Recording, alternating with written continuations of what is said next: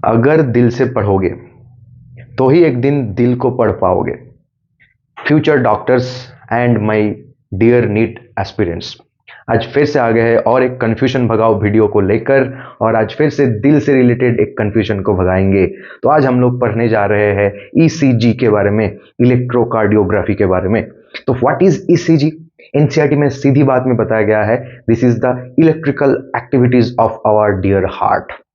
Okay okay, so हम लोग का जो प्यारा सा दिल है, इसके अंदर जो इलेक्ट्रिकल एक्टिविटीज होते रहता है, इसको धड़काने के लिए हार्ट बीट होता है। और हार्ट बीट के लिए कौन रिस्पॉन्सिबल होता है? कार्डियक मसल रिस्पॉन्सिबल होते हैं। जो हार्ट के जो लेयर होता है मायोकार्डियल लेयर, उस मायोकार्डियल लेयर में जो कार्डियक मसल्स होते हैं, स्ट्राइटेड इनवॉलेंट्री रिदमिक मसल्स के जो रिदमिक एक्टिविटीज है, उसके लिए जो इलेक्ट्रिक इंपल्स चाहिए होता है, उस इलेक्ट्रिक इंपल्स को प्रोड्यूस कौन करते हैं? पेसमेकर या एसे नोड जो प्रेजेंट रहता है superior vena cava, superior vena cava और राइट ऑरिकल के जंक्शन में। तो ये है हार्ट का जनरेटर, यानी कि हार्ट के लिए नर्व इंपल्स प्रोड्यूस करते हैं, और फिर नर्व इंपल्स को ये भेज देते हैं पेस सेटर यानी कि एवी नोड के पास। पेसमेकर या एसी नोड में नर्व इंपल्स प्रोड्यूस होते हैं और इस नर्व इंपल्स को भेज दिया जाता है एवी नोड के पास, जिसको हम लोग पेस सेटर भी बोलते हैं। ओके, ठीक है। तो जब नर्व इंपल्स जनरेट हुआ एसी नोड में, तो वहीं से हार्ट का इलेक्ट्रिकल एक्टिविटी स्टार्ट हो जाता है। अब इस इलेक्ट्रिकल एक्टिविटीज को रिप्रेजेंट करते हैं एक ग्राफ, जिसको हम लोग PQRST से डिनोट करते हैं। इसको बोला जाता है इलेक्ट्रोकार्डियोग्राफ या इलेक्ट्रोकार्डियोग्राम। ओके, तो इलेक्ट्रोकार्डियोग्राफ या इलेक्ट्रोकार्डियोग्राम क्या है? इलेक्ट्रोकार्डियोग्राफी जो टेक्निक है उसका निचोड़ है, यानी कि हम लोग हार्ट को स्टडी करके एक ग्राफ बनाए जो बताएगा हार्ट का सारे जो चेम्बर्स है, हार्ट के अंदर जो ये जो कंडक्टिंग टिश्यू है, ये सही से इलेक्ट्रिक इंपल्स प्रोड्यूस कर पा रहा है कि नहीं, और उसको कंडक्ट कर पा रहा है कि नहीं। तो हार्ट को स्टडी करने के लिए ईसीजी से प्रायर टू ईसीजी से पहले हम लोग के बॉडी के अंदर मेनली 3 जगह में 3 इलेक्ट्रोड्स लगाए जाते हैं, जिसको लीड्स बोला जाता है। 3 मेजर लीड्स, 2 मेजर लीड्स लगाया जाता है हम लोग के रिस्ट में इधर, और 1 मेजर लीड या इलेक्ट्रोड लगाया जाता है हम लोग के लेफ्ट एंकल में। ठीक है, लेफ्ट एंकल में। तो इस तरह से बॉडी के अंदर 3 मेजर लीड कनेक्ट किया जाता है। ठीक है, ओके। अब हम लोगों के जो राइट रिस्ट होता है, वहां पे रहता है एक नेगेटिव इलेक्ट्रोड, और जो लेफ्ट एंकल होता है वहां पे रहता है एक पॉजिटिव इलेक्ट्रोड। ओके, और छोटा छोटा 6 इलेक्ट्रोड हम लोग के जो हार्ट होता है, हार्ट के आसपास लगाया जाता है चेस्ट रीजन में।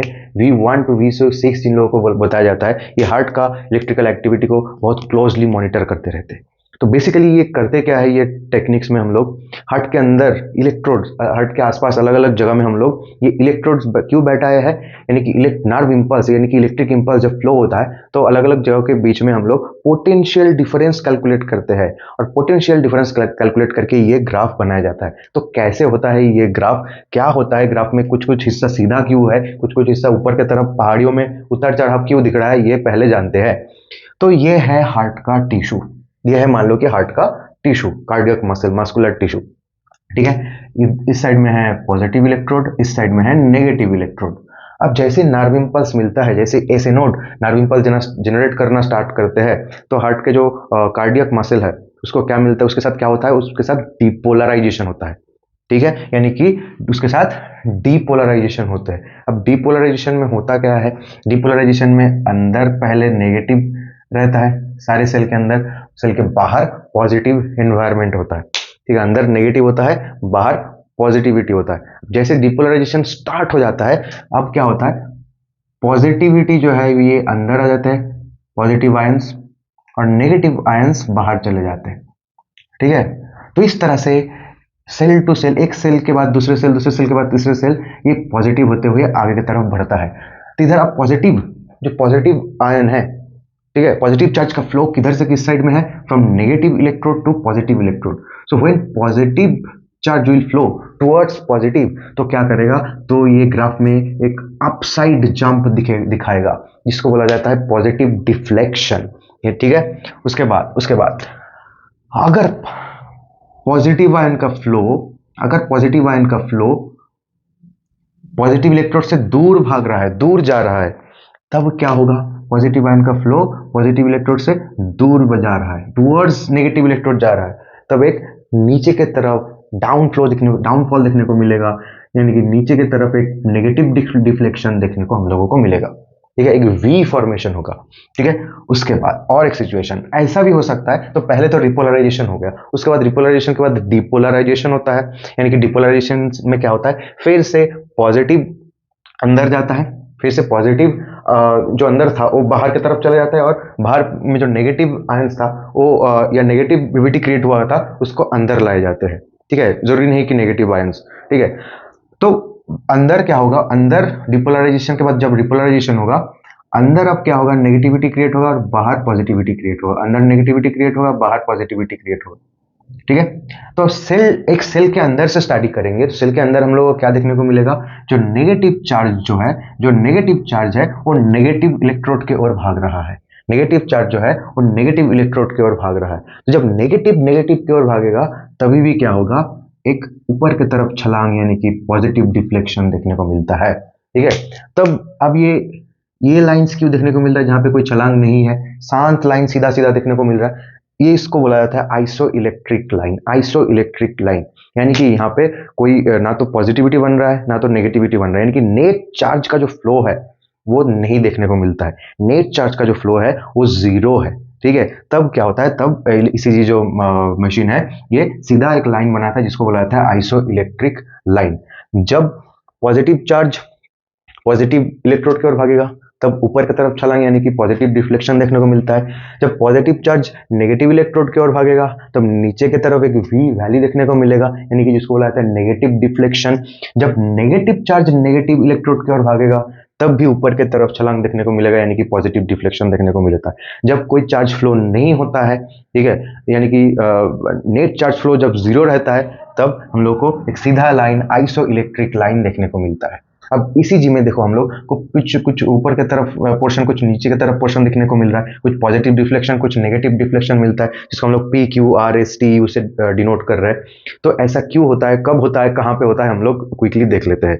ठीक है, ओके, तो अब हार्ट के अंदर चले जाते हैं। हार्ट के अंदर इधर क्या है, ऊपर की तरफ कोने में नेगेटिव इलेक्ट्रोड डिनोट कर रहा है, क्योंकि देखो ये यहाँ पे हार्ट रहता है, यहाँ पे हार्ट रहता है, तो हार्ट के इस साइड में नेगेटिव इलेक्ट्रोड है और इस साइड में नेगेटिव इलेक्ट्रोड है कि नहीं, और हार्ट के इस साइड में पॉजिटिव इलेक्ट्रोड है।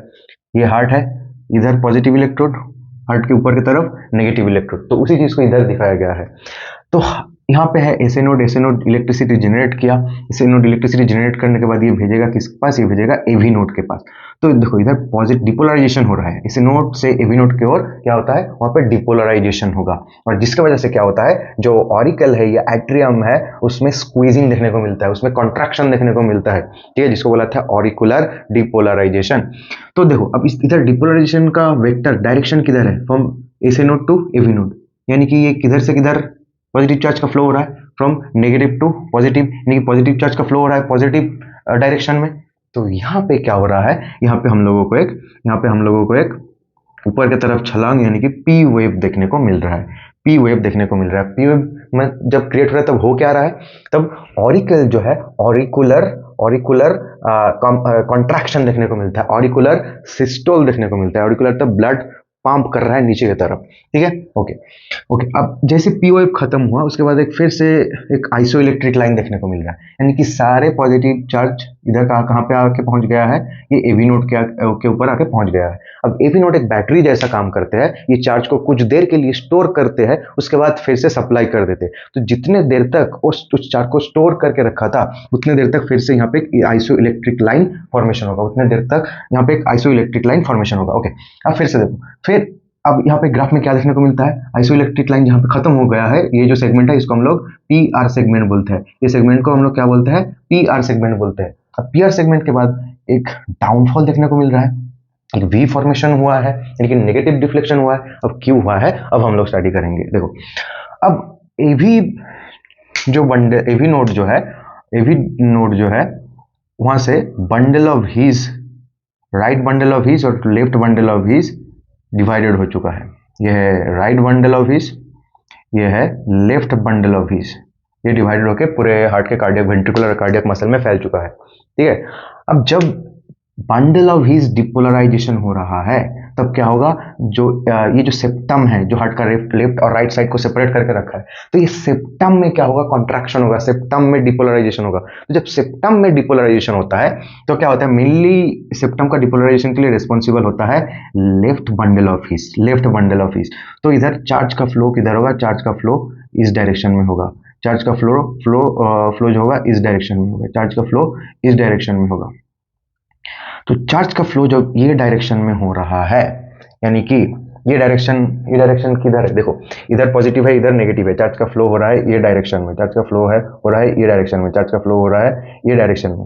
तो पॉजिटिव चार्ज का मूवमेंट किधर से किधर हो रहा है, from positive electrode towards negative electrode, from positive electrode towards negative electrode charge का मूवमेंट होता है कब, जब सेप्टल कॉन्ट्रैक्शन जब होता है, ठीक है। यानी कि वेंट्रिकल सॉरी लेफ्ट और राइट साइड को सेपरेट करने के लिए जो हार्ट के अंदर जो वॉल होता है, तो ये जब कॉन्ट्रैक्शन करेगा तब क्या होगा, तब डिपोलराइजेशन की वजह से पॉजिटिव चार्ज का फ्लो टुवर्ड्स नेगेटिव इलेक्ट्रोड हो रहा है, इसकी वजह से यहाँ पे एक डाउनफॉल हम लोगों को देखने को मिलता है, जिसकी वजह से इधर एक डाउनफॉल देखने को मिलता है जिसको हम लोग बोलते हैं क्यू, ओके। उसके बाद फिर से ये डाउनफॉल होने के बाद ये वेव जो होता है ये ऊपर की तरफ चला गया है। अब ये ऐसा क्यों होता है, फिर से इधर से नेगेटिव डिफ्लेक्शन के बाद पॉजिटिव डिफ्लेक्शन कैसे हुआ, ओके। अब देखो, अब नर्व इंपल्स जो है ये कार्डियक वेंट्रिकल्स के थ्रू कार्डियक मसल में फैल चुका है, ठीक है। वेंट्रिकल्स में जो कार्डियक मसल है उसमें फैल चुका है through bundle of His and Purkinje fibre. अब जो लेफ्ट साइड है ये वेंट्रिकल का थिकनेस ज्यादा है और जो राइट साइड है यहाँ पे वेंट्रिकल का जो मस्कुलर थिकनेस है वो कम है, ठीक है। तो अब वेंट्रिकल में इधर कैसे अब डिपोलराइजेशन क्रिएट हुआ है, इस डायरेक्शन में डिपोलराइजेशन क्रिएट हुआ है, ये डायरेक्शन में डिपोलराइजेशन क्रिएट हुआ है, इधर ये डायरेक्शन में डिपोलराइजेशन क्रिएट हुआ है, इधर ये डायरेक्शन में डिपोलराइजेशन क्रिएट हुआ है, ये डायरेक्शन में डिपोलराइजेशन क्रिएट हुआ है। तो अल्टीमेटली अब क्या हुआ है, लेफ्ट वेंट्रिकल में ये डायरेक्शन में डिपोलराइजेशन चल रहा है और जो राइट वेंट्रिकुलर वॉल जो है उसमें ये डायरेक्शन में डिपोलराइजेशन चल रहा है। अब स्ट्रॉन्गर सेक्शन कौन सा है हार्ट का, ऑब्वियसली लेफ्ट वेंट्रिकुलर वॉल जो होता है ये ज्यादा स्ट्रॉन्गर है, तो इसमें डिपोलराइजेशन में स्ट्रेंथ ज्यादा रहेगा, इसमें डिपोलराइजेशन में स्ट्रेंथ कम रहेगा। तो देखो अल्टीमेटली इधर क्या हो रहा है, इधर ये साइड में एक वेक्टर क्रिएट हो रहा है, इस साइड में एक वेक्टर क्रिएट हो रहा है, तो इन लोगों का जो कंबाइंड वेक्टर है ये होना चाहिए था सीधा बीच में से, लेकिन ये ज्यादा स्ट्रांग है ये ज्यादा वीक है। तो अल्टीमेटली इधर जो नेट वेक्टर क्रिएट होगा वो इस डायरेक्शन में क्रिएट होगा, इस डायरेक्शन में। तो नेट वेक्टर जो क्रिएट होगा कौन सा डायरेक्शन में क्रिएट होगा, नेट वेक्टर ये डायरेक्शन में क्रिएट होगा, नेट वेक्टर ये डायरेक्शन में क्रिएट होगा। तो अगेन इधर ये वेक्टर का मतलब क्या है, ये वेक्टर का मतलब होता है flowing of positive charge towards negative electrode to positive electrode. तो पॉजिटिव के ओर पॉजिटिव चार्ज आ रहा है तो फिर से क्या होगा, यहाँ पे एक स्ट्रॉन्ग छलांग लगाएगा, स्ट्रॉन्ग पॉजिटिव डिफ्लेक्शन होगा, ठीक है। स्ट्रॉन्ग पॉजिटिव डिफ्लेक्शन हम लोगों को देखने को मिलेगा, ठीक है। अब पॉजिटिव डिफ्लेक्शन का जो पिक में पहुंच गया इसको हम लोग क्या बोलते हैं, इसको हम लोग बोलते हैं आर। देखो अब आर में पहुंचने के बाद फिर से ये नीचे चला आया, फिर से नीचे चला आके ये आइसोलेट इलेक्ट्रिक लाइन के नीचे चला आया और यहाँ पे एक नेगेटिव डिफ्लेक्शन का क्रिएट किया। यहाँ पे आर के बाद ये जो आर वेव नीचे की तरफ आ रहा है, यहाँ पे एक नेगेटिव डिफ्लेक्शन क्रिएट किया जिसको हम लोग एस बोलते हैं। तो अब देखेंगे हम लोग एस, ये जो नेगेटिव डिफ्लेक्शन ये कैसे क्रिएट हुआ, ओके। तो अब वेंट्रिकुलर डिपोलराइजेशन हो रहा था साइडवाइज में, साइड बाई साइड की तरफ, लेकिन बंडल ऑफ हीज क्या होगा, ये तो ऊपर की तरफ भी जाएगा ना, ऊपर की तरफ भी जाएगा पर्किंजी फाइबर को लेके।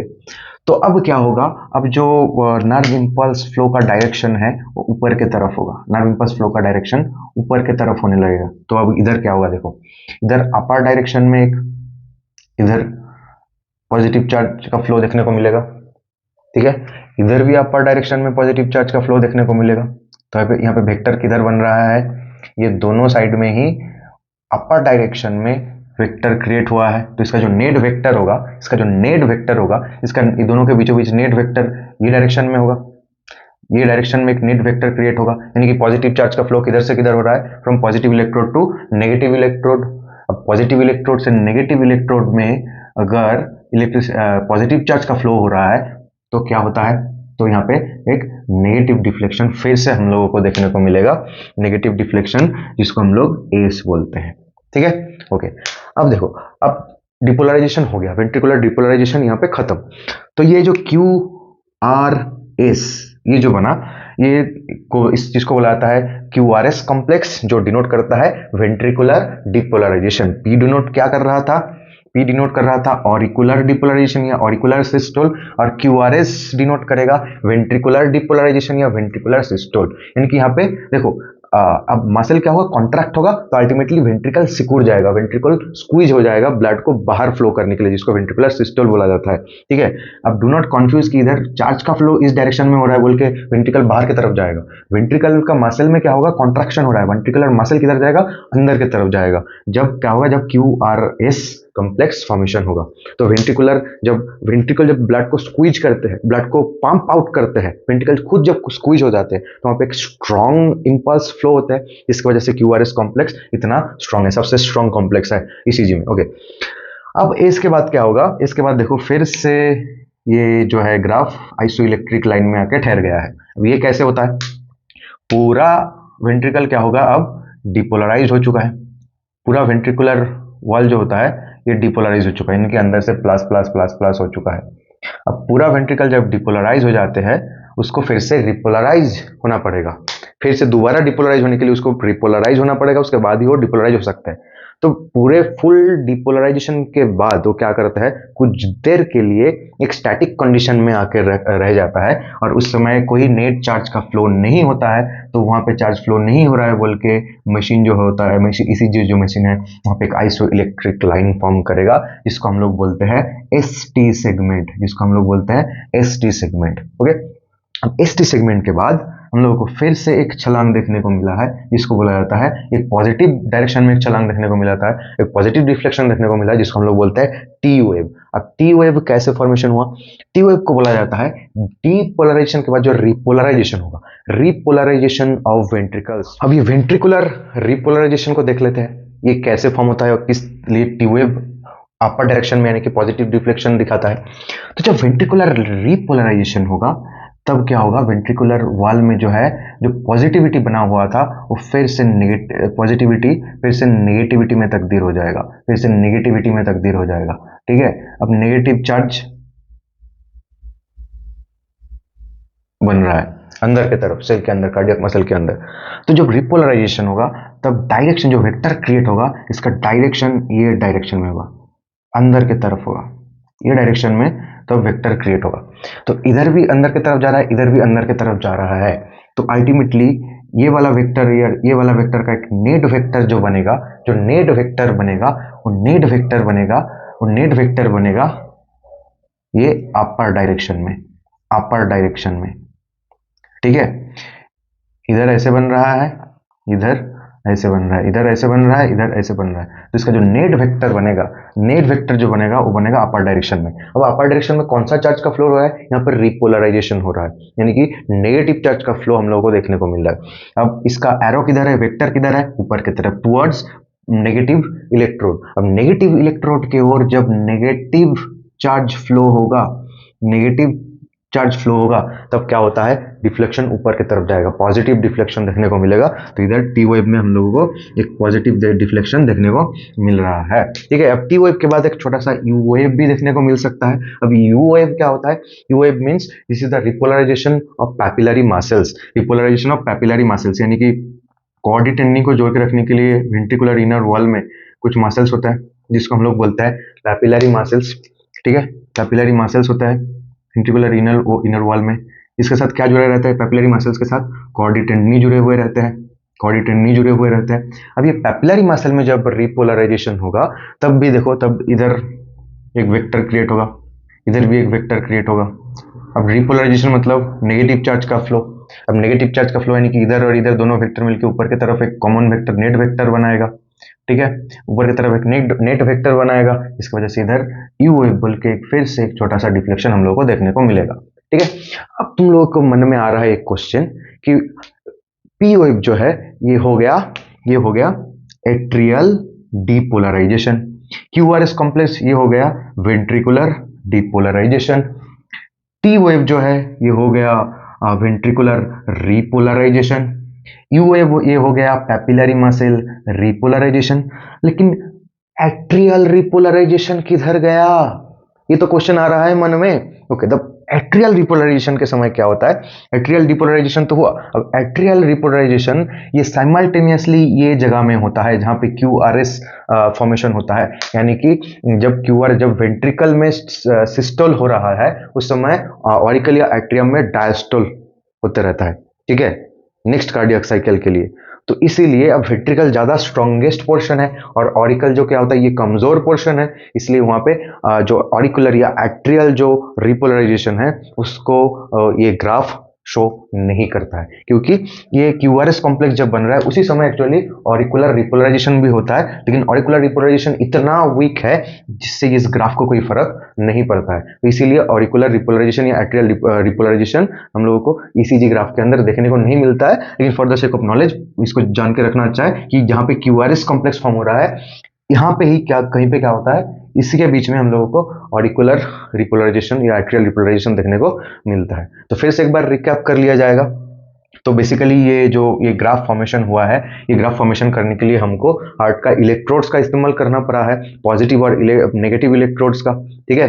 अब जब ऐसे नोड से नर्व इंपल्स प्रोड्यूस हो रहा है और पूरे through out the cardiac muscle फैल रहा है, तो अलग अलग जगह में चार्ज का फ्लो का डायरेक्शन अलग अलग हो रहा है, जिसके वजह से ये ईसीजी जो इसमें वेव देखने को मिलता है, कहीं पे पॉजिटिव डिफ्लेक्शन तो कहीं पे नेगेटिव डिफ्लेक्शन। और ये जो आइसो इलेक्ट्रिक लाइन देखो, हार्ट काम करना जब बंद कर देता है तब ईसीजी मशीन में सीधा सीधा लाइन दिखाता है कि नहीं, वहां पे कोई भी डिफ्लेक्शन नहीं होता है, जिसका मतलब हार्ट के अंदर कोई नर्व इंपल्स प्रोपागेशन नहीं हो रहा है, कार्डियक मसल को स्टिमुलस नहीं मिल रहा है तो कॉन्ट्रैक्ट नहीं कर पा रहा है, तो कोई भी वेक्टर फॉर्मेशन हार्ट के अंदर नहीं हो रहा है। सो आई थिंक थोड़ा बहुत क्लियर हुआ होगा, ठीक है। अगर क्लियर नहीं हुआ है तो कमेंट करना, तो एक वीडियो बनाएंगे और डिटेल में, तो ये समस्या और भी अच्छी तरह से क्लियर हो जाना चाहिए।